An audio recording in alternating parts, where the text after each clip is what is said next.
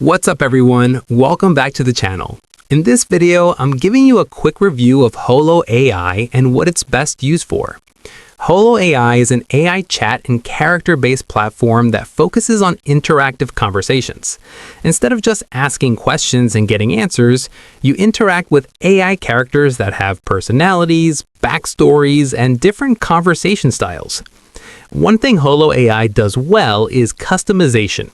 You can choose or create characters with specific traits, tones, and behaviors, which makes conversations feel more tailored compared to standard chatbots. This can be fun for creative writing, storytelling, or casual conversation. The platform is easy to use, and the responses are generally engaging and natural.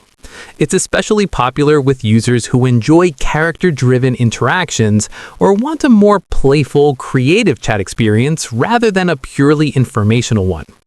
That said, Holo AI isn't designed for productivity-heavy tasks like deep research, coding, or long-form writing. It's more about interaction and creativity than accuracy or advanced reasoning. Overall, Holo AI is a solid option if you're looking for entertaining, character-based AI conversations and creative interaction. If your goal is fun and creativity rather than serious work, it's definitely worth checking out.